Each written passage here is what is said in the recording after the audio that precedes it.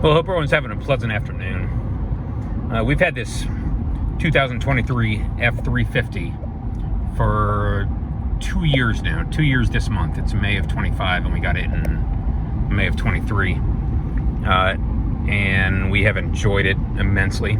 It's a dually four-wheel drive Lariat Ultimate with the 8-foot bed, obviously.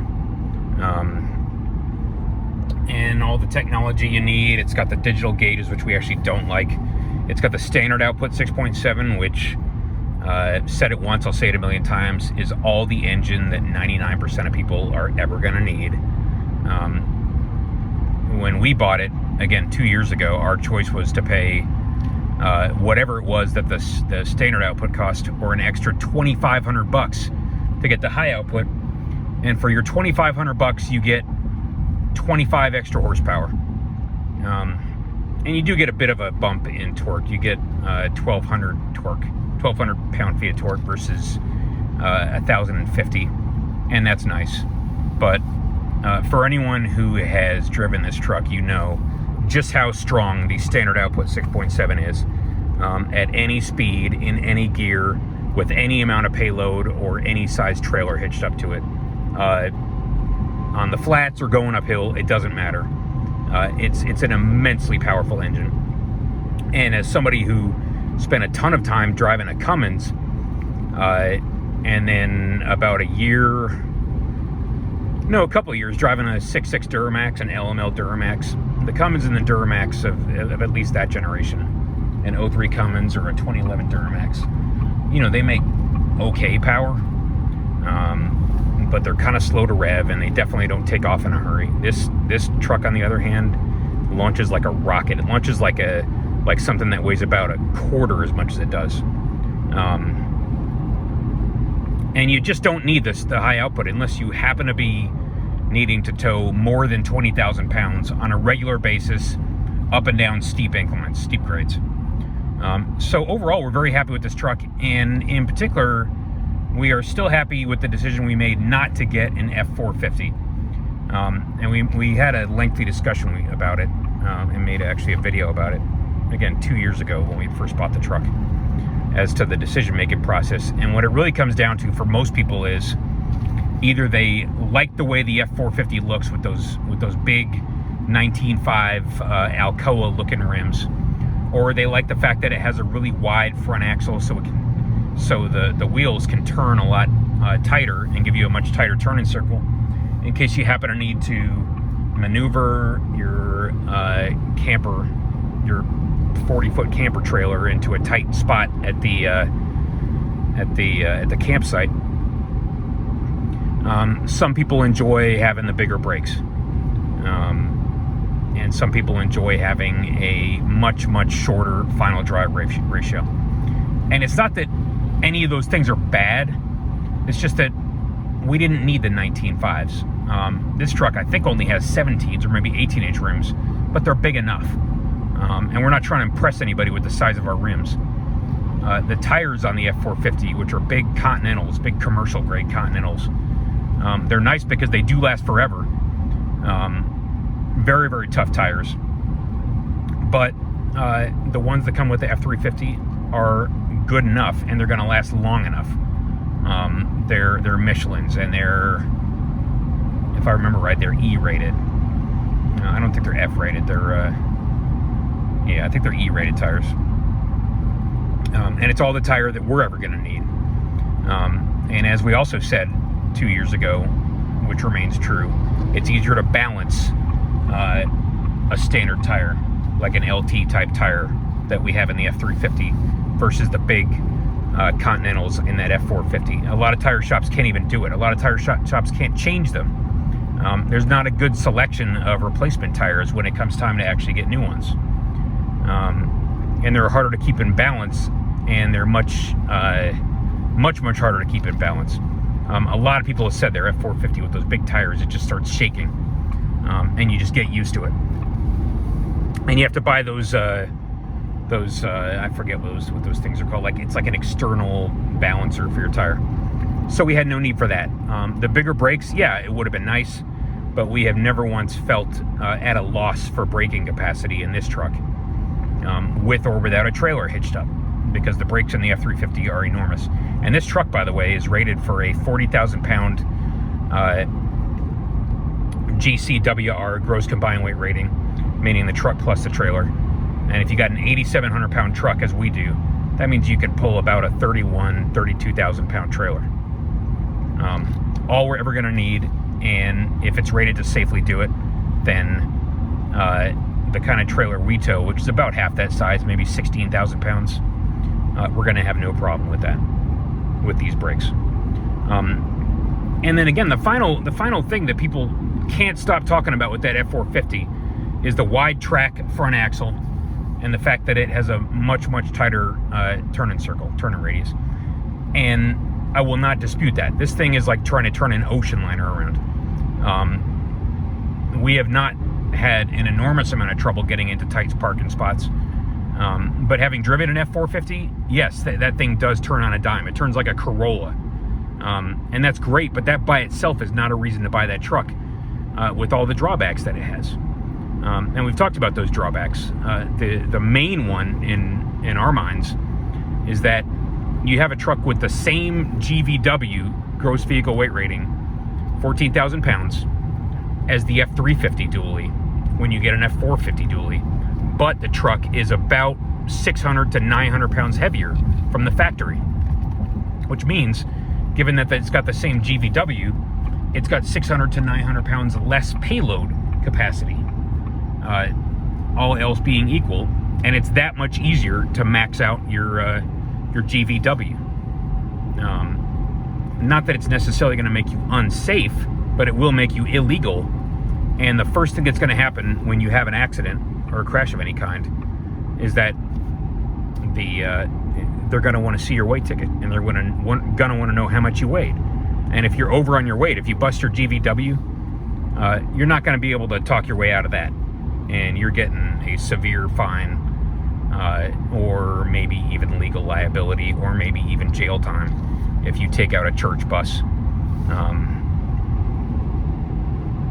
or a van full of school kids. So it's not worth it. And in our mind, that is almost the most important reason why why we got the F-350 versus the 450. Our trailer, our big 48-foot enclosed gooseneck, has a decent amount of tongue weight. It's 4,000 plus. It's actually not tongue weight, it's hitch weight, or what you call pin weight, on a gooseneck. And that by itself is almost enough, or it gets you very close to maxing out the GVW of your truck. Again, a 14,000 pound GVW minus your 8,700 pound curb weight, that only leaves you about 5,300 pounds for passengers, cargo, extra fuel, whatever, and your hitch weight. And with a 4,000 pound hitch weight, okay, you only got 1,300 pounds of payload left. And if you had a truck that was already 600 or 900 pounds heavier, you would be getting dangerously close to maxing out your GVW on a regular basis, and that was not something we had any interest in doing. And then there's the issue of the final drive, and we can talk about that for a minute. The final drive in this truck is a 355, which sounds pretty tall, but to be honest, it really isn't. And I'll take it up to 75 and show you what I'm talking about.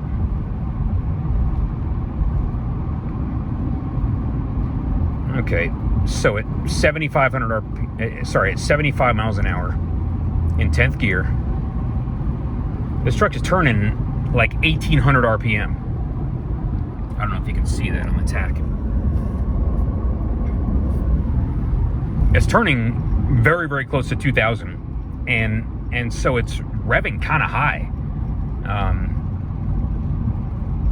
And granted, when you load it up with freight, or I should say payload, and when you load it up with a big trailer, you're not going to be cruising in 10th gear all that much, and you're going to want it to be revving a little bit higher.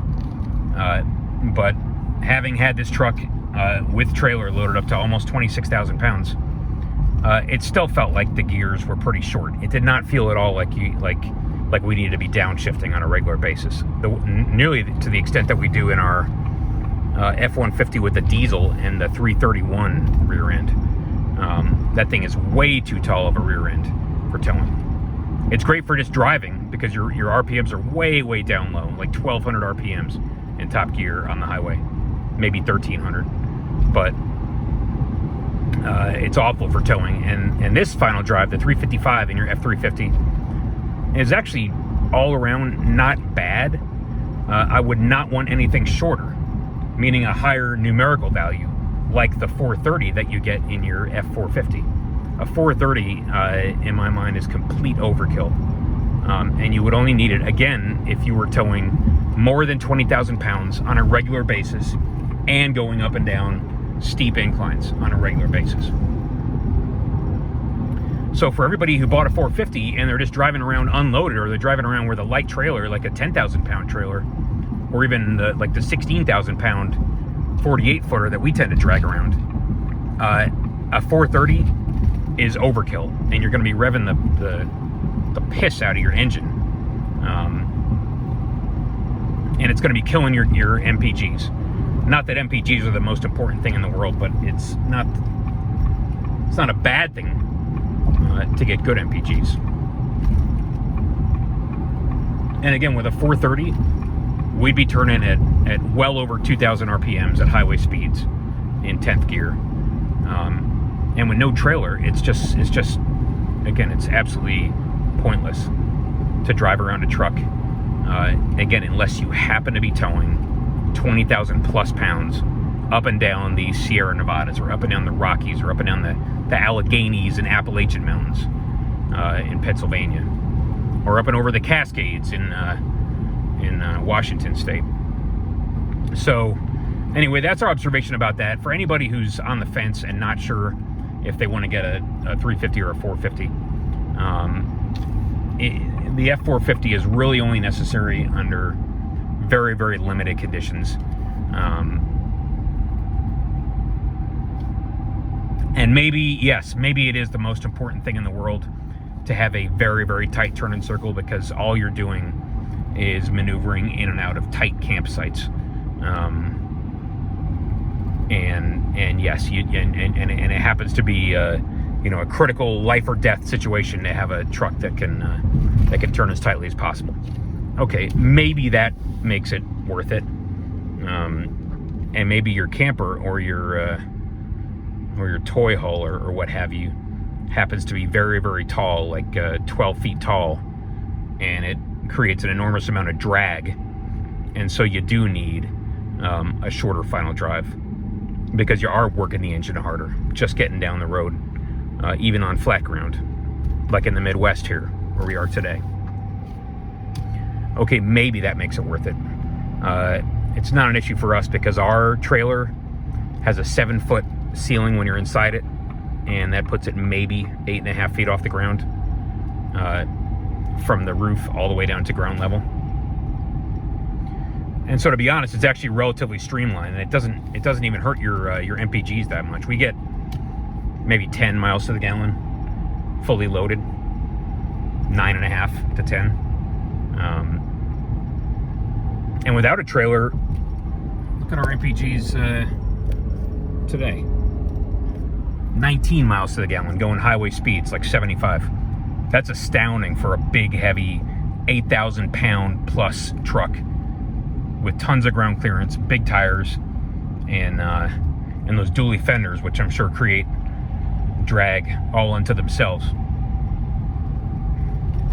This thing gets like the same MPGs as as our Power Boost did, which is astounding. Our Power Boost F-150. And so that's the observation about that, about the final drive.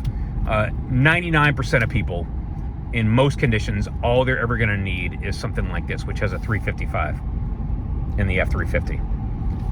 Very few people are ever going to need the extremely short final drive, meaning a high numerical number, like the 430 that you get in the F-450.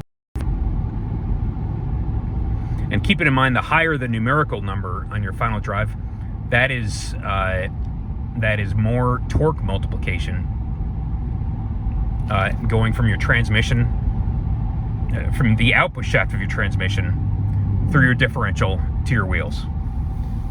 And so the higher that number, the more of a torque multiplier effect you're getting through the differential, but at the same time, you're getting a reduced speed through your differential. And so you're revving the hell out of your engine much, much higher than you would to go the same speed in a truck with what's called a taller final drive, which is a lower numerical value, if that makes any sense. Something else I'm going to point out, the first heavy-duty truck we bought was our 03 Ram 3500 rear-wheel drive, which has an independent front suspension and rack and pinion steering. The best steering pickup truck we've ever driven. It's very, very tight. It's a Ram 3500. And for the third gen Ram, yeah, if you had a two-wheel drive, it had I don't know if it's a double wishbone or what it is, but it had an independent front suspension and rack and pinion steering in that two-wheel drive heavy-duty Ram. And that's what we're used to. That set our expectations for how a heavy-duty pickup should steer. We briefly had a four-wheel drive third gen Ram with the Cummins, and that thing was awful. That thing was all over the road. And then we got a Duramax, again, a 2011 LML powered Duramax, and that's got an independent front end, and the steering is relatively good. You're not having to, seesaw the wheel all day and night just to keep it on the road. But we did not have high expectations of this truck when we got it, because, as you know, a Super Duty has a straight axle front end, whether or not it's four-wheel drive. But with the lane keeping and lane centering system that came out in 23, which was brought over from the F-150, which got it in 21, this truck steers just great on the highway. This is the best steering live axle truck that you will probably ever drive, because it's got a motor that's actually in line with the steering column, the steering shaft, and that applies the corrections to keep it centered in the lane, which is lane centering, similar to like the autopilot on a Tesla, or similar to Super Cruise on a GM.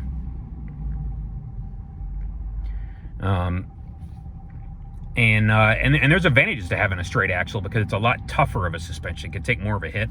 Last night we were driving out to Sterling Heights area, Rochester Hills, and in the space of probably 15-20 minutes, we saw two vehicles that had just hit deer, and there were like body parts of deer scattered all over the highway, and there was like a head, and there was a, and it was, and with this thing we caught, it just came out of nowhere, and you can't help but hit it.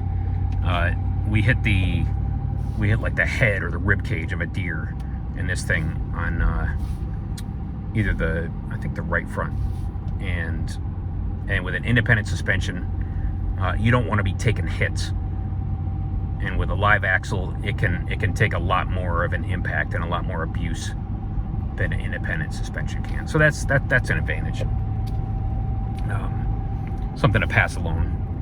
Although again, in terms of steering, yeah, your F-150s with your independent front end, and again, our third gen Ram with that 5.9 Cummins and rear-wheel drive has great steering.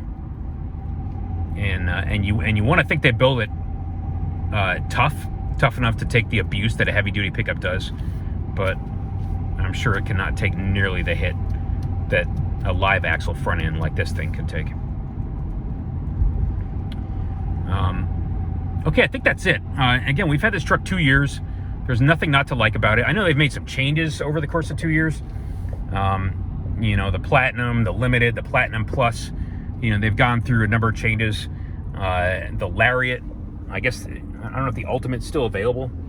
I know leather seats are not available anymore in the Lariat, and they call it something like Active X, and it's fake leather, and I'm not sure what to say about that. We do prefer real leather. But we also don't hear a ton of bad reviews on the the so-called ActiveX fake leather. We really would have appreciated having normal gauges, real analog gauges, instead of these digital ones that are kind of a mess. You know, the tachometer in this thing is basically useless.